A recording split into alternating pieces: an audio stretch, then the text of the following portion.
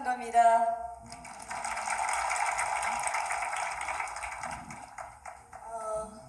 목사님께서 저희 나라와 민족과 한국 교회와 그리고 우리 교회와 우리 교회 목회자님들, 교육자님들, 성도님들 걱정을 많이 하고 계십니다.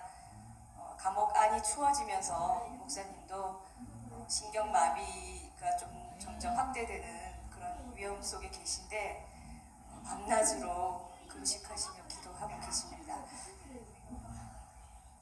우리 또 교회에 큰 핍박과 정말 고난이 있었고 정말 돌로 된 기와장을 우리 교회 성도님들, 목회자님들한테 던지는 그런 살인행위 같은 것이 있었고 정말 많은 분들이 피를 흘리셨습니다. 목사님 옥중 말씀 제가 대독하겠습니다.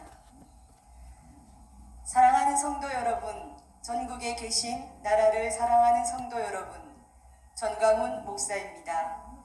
여러분들이 부족한 저를 잘못 만나 고생을 많이 하고 계십니다. 여러분들이 받는 고난에 함께 있지 못해 애가 타는 마음입니다. 문재인 주사파 정부의 온갖 폭정과 우리 교회를 부수고 성도들을 무차별 폭행하는 자들의 만행을 보면서 저는 우리가 맞서 싸우는 것이 단연코 악의 영이고 사탄이며 이것은 처절한 영적 전쟁이라고 다시 확신합니다. 우리가 애국운동을 하는 것은 우리 교회의 문제가 아니라 대한민국이 사느냐 죽느냐, 한국 교회가 사느냐 죽느냐의 문제입니다. 우리가 애국운동을 하는 것은 문재인 주사파 정부가 대한민국을 해체하고 기어이 남노당 주사파들이 꿈꾸던 그 꿈의 완성으로 이 나라를 북한에 편입시키려는 것에 대한 하나님의 분노로 일어선 것입니다.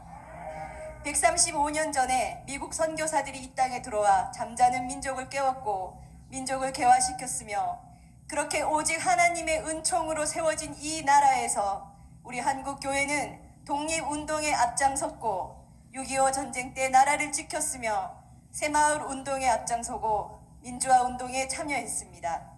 그 결과 대한민국이 세계 10위권의 나라가 되었습니다. 이렇게 잘 나가던 대한민국이 문재인 주사파 정부가 들어와서 국가를 부정하고 체제를 파기하고 이승만 대통령이 만들어 놓은 자유민주주의, 자유시장 경제, 한미동맹, 기독교 입국론을 폐기하고 북한식 사회주의 독재 체제로 바꾸려 하고 있습니다. 문재인의 하수인인 이인영 통일부 장관, 임종석 등은 끊임없이 작업을 하고 있습니다. 이러한 시대 상황에서는 지식인들이 일어나서 나라를 지켜야 하나 오늘날 지식인들은 자기 보신에 빠져 잠잠하고 있습니다. 정치인들이 일어나야 하나 그들 역시 정치 자체를 삶의 수단으로만 삼고 있습니다.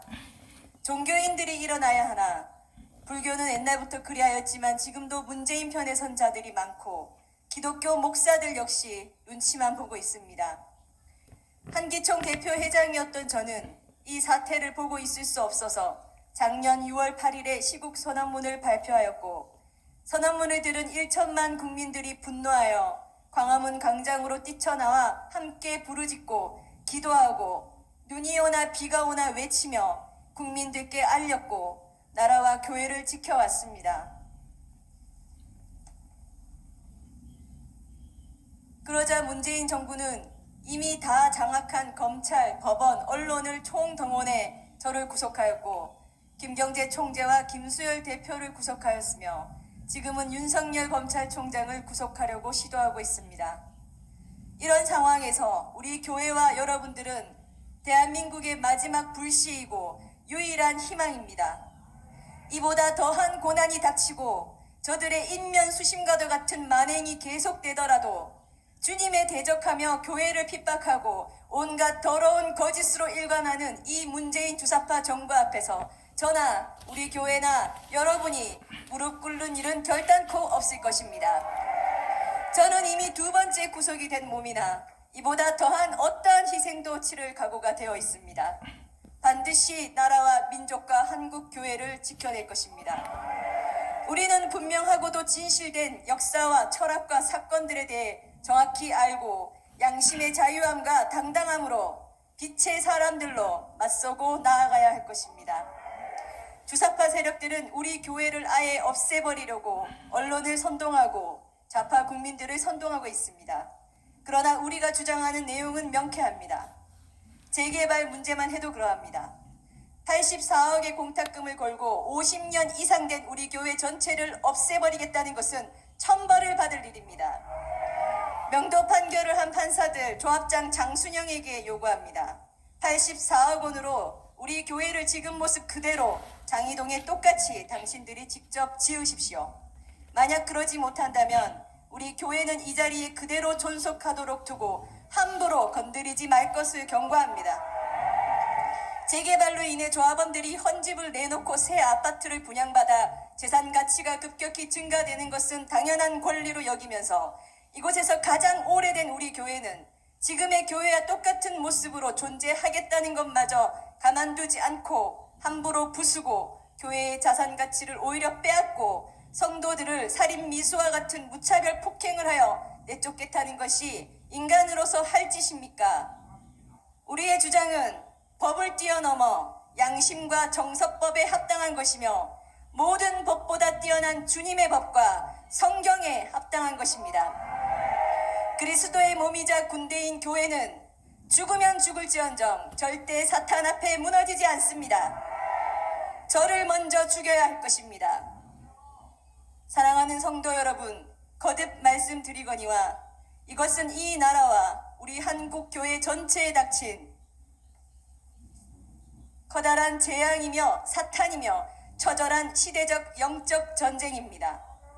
1910년 한국이 일본으로 넘어가기 직전의 상태와 같고 1945년에서 1948년 사이 남노당들이 대한민국 건국을 방해하던 때와 같고 6.25 전쟁이 일어나기 전과도 비슷한 상황이 그대로 진행되고 있는 것을 강하게 느끼고 있습니다.